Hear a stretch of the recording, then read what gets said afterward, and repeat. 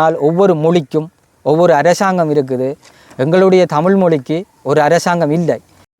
இன்றைக்கு தமிழ் மக்களுக்காக குறிக்கோள் உலகத்தில் வாழுகின்ற மக்களில் இருந்து உலக நாடுகள் அனைவருக்கும் நான் இந்த கோரிக்கையை முன்வைக்கிறேன்.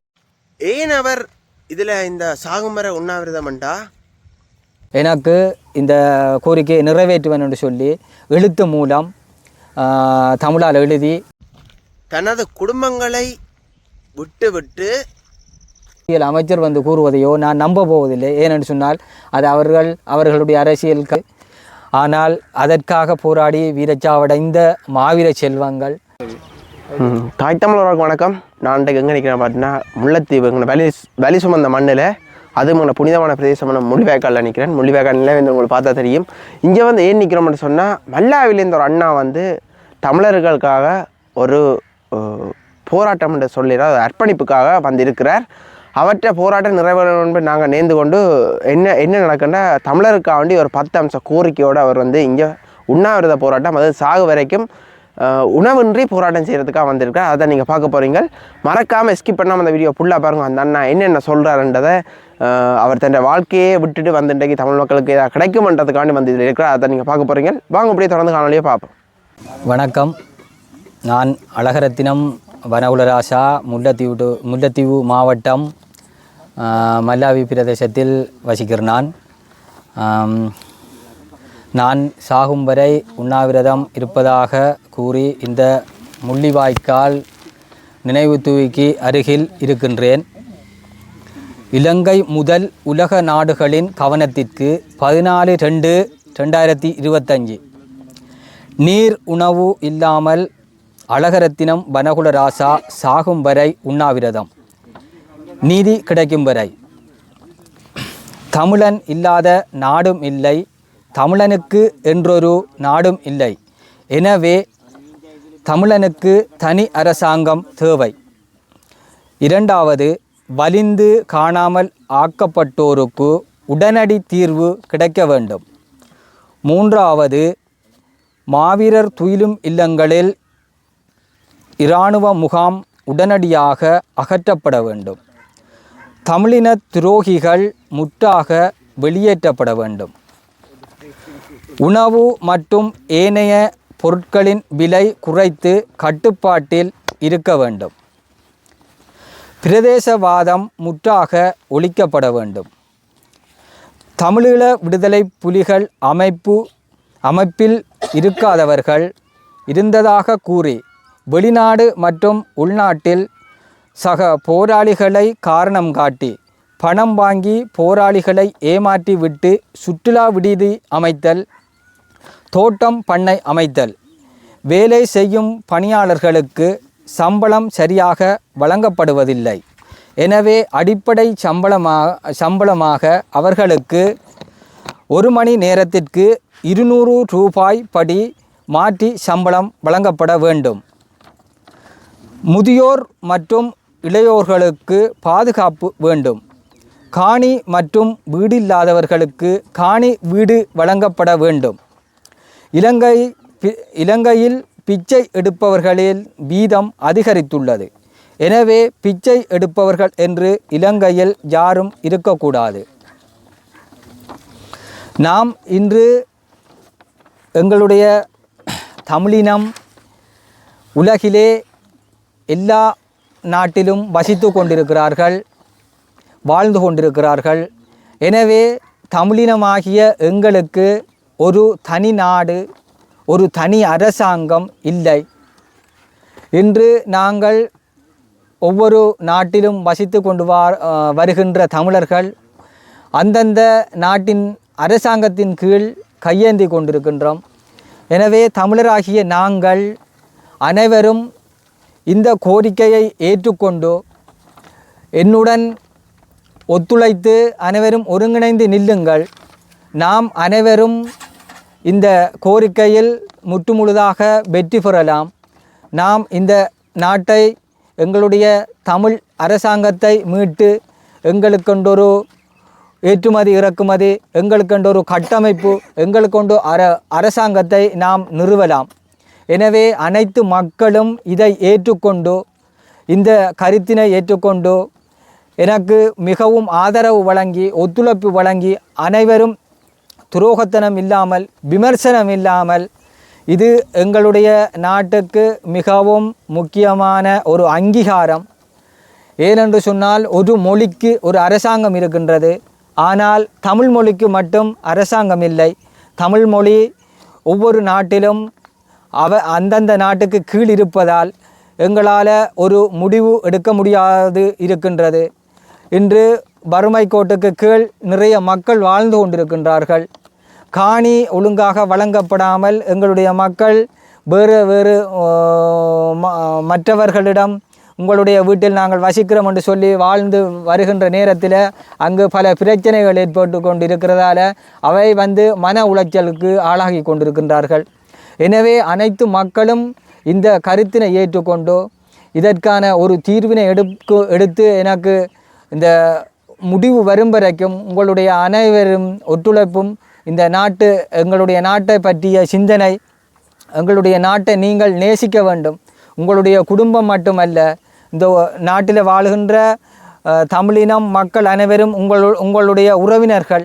நீங்கள் அவர்களை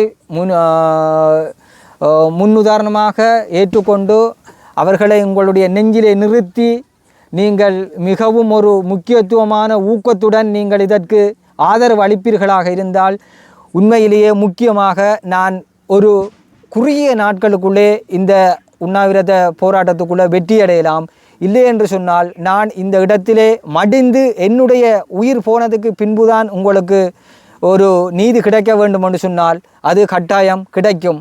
அதற்கு முன் இந்த அரசாங்கம் எனக்கு ஒரு நல்ல தீர்வு எழுத்து மூலம் தர வேண்டும் என்று நான் இந்த அரசாங்கத்தையும் உலக நாடுகளையும் கேட்டுக்கொள்கின்றேன். அதே நேரத்தில் மக்களாகிய உங்களுடைய ஆதரவு எனக்கு தொடர்ந்தும் கிடைக்க வேண்டும். தொடர்ந்தும் நான் எதிர்பார்த்து கொண்டிருக்கின்றேன். நான் மற்றது என்னுடைய சுயநலத்துக்காக இருக்கவில்லை. எங்களுடைய இனம் தொட்டு ஒரு நாட்டுக்கு கீழே அடிமைப்பட்டு கொண்டிருக்கின்றது. அந்த அடிமைத்தனத்திலிருந்து விடுபடுவதாக இருந்தால் எங்களுக்கென்று ஒரு தனி தமிழ் அரசாங்கம் தேவை. நாங்கள் அதை நிறுவினால் நிச்சயமாக நாங்கள் சிகரத்தை எட்டலாம். ஏனென்று சொன்னால் இந்த உலகத்தில் யாரும் சாகவரம் பெற்றவர்கள் அல்ல. நாங்கள் இருக்கும் பொழுதுதான் எங்களுடைய வாழ்க்கை. அப்படி இருக்கிற வாழ்க்கையை நாங்கள் சந்தோஷமாக ஒரு நல்ல ஒரு இல்லறத்தில் நாங்கள் குழந்தைகள் பிள்ளைகள் எங்களுடைய தமிழ் சமூகம் எங்களுடைய மக்கள் எங்களுடைய வெளிநாட்டு மக்கள் அனைவருடனும் நாங்கள் ஒன்றாக ஒருங்கிணைத்து பயணிப்பதாக இருந்தால் எங்களுக்கு தனி நாடு தேவை. இல்லை என்று சொன்னால் நாம் எப்பவும் பிச்சைக்கார இனமாகவே பிச்சை எடுப்பவர்களாகவே வாழ்ந்து கொண்டிருக்க வேண்டும். அதனால் நீங்கள் அனைவரும் எனக்கு செய்ய வேண்டிய உதவி என்னுடைய கோரிக்கைகளை ஏற்று அனைவரும் ஒத்துழைத்து ஒருங்கிணைந்து நில்லுங்கள். நிச்சயமாக நான் சரி, நீங்கள் எவ்வளோ இடம் இருக்குது இந்த போராட்டம் ஆரம்பிக்கிறதுக்கான எல்லா இடங்களும் இருக்குது. இந்த முள்ளிவாய்க்கால இந்த நினைவேந்தலுக்கிட்ட தெரிவு செய்ததுக்கான காரணம் என்ன? இப்போ நான் வேறு பொது இடங்களில் இருந்தால் அதில் அவ உரிமை கூறுவினம், இதில் கஷ்டம், நீங்கள் இருக்க முடியாது, எழும்புங்கோ, இதால் பிரச்சனை வரும் என்று சொல்லுவார்கள். அதுக்கு மத்தியிலேயும் அங்கே இருந்தாலும் எனக்கு மனதுக்கு ஒரு நிறைவு இருக்காது. ஏன்னு சொன்னால் இந்த இடத்துல நிறைய கொத்து குண்டுகள் எறிகணைகளால் மல்டி எறிகணைகளால் எங்களோட மக்கள் சிதைக்கப்பட்டிருக்கிறார்கள். எங்களுடைய போராளிகள் மரணிச்சிருக்கிறார்கள். அப்போ நிறைய மக்கள் உடல் சிதறி மரணித்திருக்கிறார்கள். செத்த ஆறா ஓடின இடம். இந்த இடத்தை நாங்கள் மறக்கவும் முடியாது. எனவே இந்த இடம் எனக்கு ஒரு நிம்மதியான இடமாகவும் அவர்களை நினைவு கூறி அவர்களுடைய நினைவை முன்னிறுத்தி இந்த மக்கள் அனைத்து இந்த மாவட்டங்களில் வசித்த மக்களும் இந்த இடத்துல இருந்துதான் வெளியேறினவங்கள். அப்போ இந்த பிரச்சனைகள் அனைத்தையும் என் மனதில் நிறுத்தி இந்த வேம்பு மரத்து கீழே நான் இருக்கிறேன். இது அவர்கள் பட்ட துன்ப துயரங்கள் என்னுடைய கண்ணுக்கு பார்வையாக நேரடியாக பார்த்து கொண்டு இருக்கிற மாதிரியே எனக்கு தெரிஞ்சு கொண்டிருக்குது. இதை வந்து நான் முன்பு என்ற கண்ணால் பார்த்தது இப்போவும் அது எனக்கு நடந்து கொண்டிருக்கிற மாதிரியே இருக்குது. அவர்களுக்கு இதை நாங்கள் ஒரு தீர்வு கொடுக்கிறதாக இருந்தால், அவர்களுடைய ஆசைகள் நிறைவேறுறதாக இருந்தால், அம்மா அம்மா என்ற ஓலங்களோடு எங்களோட குழந்தைகள், முதியோர்கள், இளையோர்கள் மரணித்த இந்த மரண ஓலங்கள் என்னுடைய காதுக்கு ஒலித்து கொண்டிருக்கின்றது.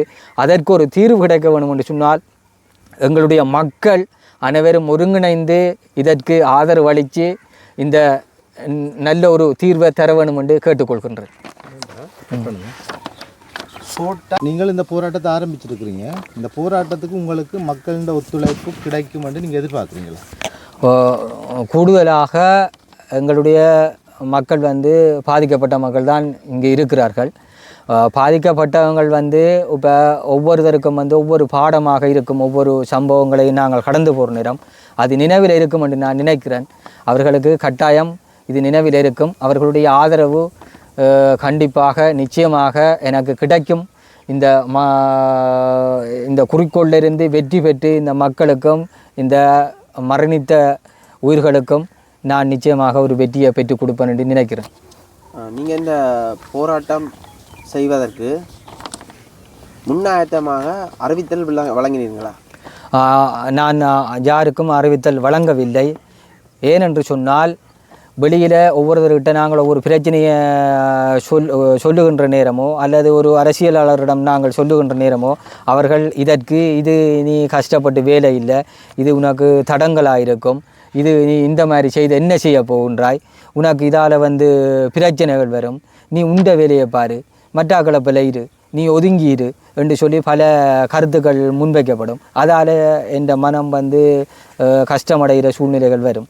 அதால் நான் வந்து பலர்கிட்டையும் சொல்லவில்லை. அதே நேரத்தில் முன்கூட்டியே ஊடகங்களுக்கு நான் இந்த கருத்தினை சொல்ல இல்லை. என்று சொன்னால் அது வந்து கூடுதலாக வெளியில் போனால் எனக்கு பல இப்போ இதில் நான் உங்களுக்கு பல நிபந்தனையில் போட்டிருக்கிறேன். அதால் எனக்கு சில தடங்கல்கள் வாரதால் வந்தால் அதை எனக்கு முன்னெடுத்து போகிறதுக்கு கஷ்டமாக இருக்கும். அதனால் நான் முன்கூட்டியே உலகத்தில் வாழுகின்ற மக்களில் இருந்து உலக நாடுகள் அனைவருக்கும் நான் இந்த கோரிக்கையை முன்வைக்கிறேன். எனவே முக்கியமாக இலங்கை ஜனாதிபதி இந்த கோரிக்கையை கருத்தில் கொண்டு எனக்கு இந்த கோரிக்கையை நிறைவேற்றுவேன் என்று சொல்லி எழுத்து மூலம் தமிழால் எழுதி அவர் கையெழுத்திட்டு தந்தால் நான் இந்த கோரிக்கையிலிருந்து விடுபடுவேன். ஏனென்றால் அதற்கு கீழிருப்பவர்கள் கூறுவதோ அல்லது ஒரு அரசியல் அமைச்சர் வந்து கூறுவதையோ நான் நம்ப போவதில்லை. ஏனென்று சொன்னால் அது அவர்களுடைய அரசியலுக்காக அவர்கள் தங்கள பதவியை பாதுகாக்கிறதுக்காக வந்து கூறிவிட்டு வெளியேறி விடுவார்கள். ஆனால் என்னுடைய கோரிக்கை பிறகு நிபந்தனையற்ற ஏற்க முடியாத கோரிக்கைகளாக மாறிவிடும். எனவே ஜனாதிபதியினுடைய அனுமதி பத்திரத்துடன் தான் நான் இந்த இடத்திலிருந்து வெளியேறுவேன். இதில் வந்து நீங்கள் தமிழனுக்கு தனி அரசாங்கம் தேவை என்ற ஒரு கோரிக்கையை பிரதானமாக முன் வச்சிருக்கிறீர்கள். அப்படியான ஒரு இதுக்கு இங்கே வாய்ப்பு இருக்கா? உங்களுக்கு அதுக்கு உத்தரவாதம் தருவார் என்று நம்புறீங்களா ஜனாதிபதி? கட்டாயம் தரத்தான் வேண்டும். ஏன்னு சொன்னால் இது அவர் மட்டும் எடுக்க வேண்டிய முடிவு அல்ல, உலக நாடுகள் அனைத்தும் சேர்ந்து எடுக்க வேண்டிய முடிவு. ஏனென்று சொன்னால் ஒவ்வொரு மொழிக்கும் ஒவ்வொரு அரசாங்கம் இருக்குது. எங்களுடைய தமிழ் மொழிக்கு ஒரு அரசாங்கம் இல்லை. அதனால் எங்களுடைய கருத்தை ஏற்றுக்கொண்டு எங்களுடைய தமிழ் மக்கள் இந்த தமிழ் இன அரசாங்கம் ஒன்றிற்காகத்தான் இன்று விடுதலை போராட்டம் என்று சொல்லி ஆரம்பித்து அது இன்று மௌனித்து விட்டது. ஆனால் அதற்காக போராடி வீரச்சாவடைந்த மாவீர செல்வங்கள், அதன்போது வீரச்சாவடைந்த தங்களுடைய உயிர்களை ஆகுதியாக்கிய எங்களுடைய நாட்டுப்பற்றாளர்கள், தேசப்பற்றாளர்கள், எங்களுடைய மக்கள் அனைவரும் இங்கே ஆத்மாவாக சுற்றி கொண்டிருக்கிறார்கள். அவர்களுடைய நினைவு நிறைவேற்றப்படும். அதுவரைக்கும் நான் இந்த இடத்திலே சாகும் வரை என்னுடைய உண்ணாவிரத போராட்டத்தை செய்து கொண்டே இருப்பேன். இதுவரைக்கும் ஆராடையும் ஏதாவது ஒரு பிரச்சனை உங்களுக்கு இங்கே வந்ததா? நீங்கள் இருந்தது இப்போ இதுவரைக்கும் காவல்துறை வந்தது. அவர்கள் ஏன் இருக்கிறாய், போலீஸ் ஸ்டேஷனுக்கு வா, எங்களுடைய பெரியவர் கதைக்க வேண்டும், கதைத்து விட்டு உங்களை திரும்ப கொண்டு வந்து விடுவதாக கூறினார். நான் சொன்னேன், ஐயா நான் சாகும் வரை உண்ணாவிரதம் இருக்கிறேன், உணவில்லாமல். நான் இதிலிருந்து உங்களோட வந்தால் அவர்கள் நீங்கள் எனக்கு உணவளித்ததாகவோ அல்லது நீங்கள் என்ன கூட்டிக் கொண்டு போய் ஏதும் மறைமுகமாக அல்லது ரகசியமாக கதைத்ததாகவோ வெளியில் விமர்சனங்கள் உருவாகும். அதனால் நான் வரமாட்டேன் என்று சொல்லி அவர்களிடம் கூறினேன். அதே போது ஜிஎஸ்கிட்ட போகிறதுக்கு ஒரு சிலர் வந்து என்னை அழைத்தார்கள். ஆனால் நான் அதற்கும் போகவில்லை. காரணம் என்னவென்று சொன்னால், நான் அங்கு போய் வந்தால் நான் தண்ணி குடித்ததாக உணவு அருந்தினதாகவோ யோசிப்பார்கள். அதனால் நான் அங்கும் போகவில்லை. ஜிஎஸ்சிலிருந்து உப பிரதேச செயலாளரிலிருந்து அனைவரும் இங்கு வந்து என்னுடன் கதைத்து சென்றார்கள். நீங்கள் எத்தனை மணிக்கு இந்த இடத்துல வந்து போராட்டத்துக்கு வந்தீங்க? நான் காலமை 6:30க்கு வந்த நான். அதற்கு பிறகு ஒரு மீடியாக்காரால் வந்தவர் 7 மணிக்கு. அவர் வந்து என்ன பேட்டி எடுத்தவர். அதுக்கு பிறகு 2 மீடியாக்காரர் வந்தவர், அவையும் வந்து பேட்டி எடுத்தவர். இப்போ நீங்கள் எடுத்துக்கொண்டிருக்கின்றீர்கள். தொடர்ந்தும் நான் இந்த உண்ணாவிரதத்தை போராட்டத்தை வழிநடத்துறதுக்கு உங்களுடைய ஊடகங்கள் அனைத்தும் எனக்கு ஆதரவு அளிக்க வேண்டும். நான் இந்த உண்ணாவிரதத்தில் வெற்றி பெற வேண்டும். வெற்றி பெற்றால் நீங்கள் துவக்கம், எங்களுடைய மக்கள் துவக்கம், உலக நாடுகளில் வாழ்கின்ற எங்கள் தமிழினம் அனைவரும் மிகவும் சந்தோஷம் அடைவார்கள் என்று நான் நினைக்கின்றேன். உங்களுடைய ஆதரவு எனக்கு முக்கியமாக தேவை என்று நான் கூறிக்கொண்டேன். நாங்கள் வெற்றியை பெறலாம். உங்களுடன் தயவுடன் அன்புடன் கேட்டுக்கொள்கின்றேன். இந்த கோரிக்கை அனைத்தையும் ஏற்றுக்கொண்டு எனக்கு கருணை காட்டுங்கள். அனைத்து மக்களும் நாங்கள் ஒருங்கிணைந்து வாழலாம். நன்றி, வணக்கம்.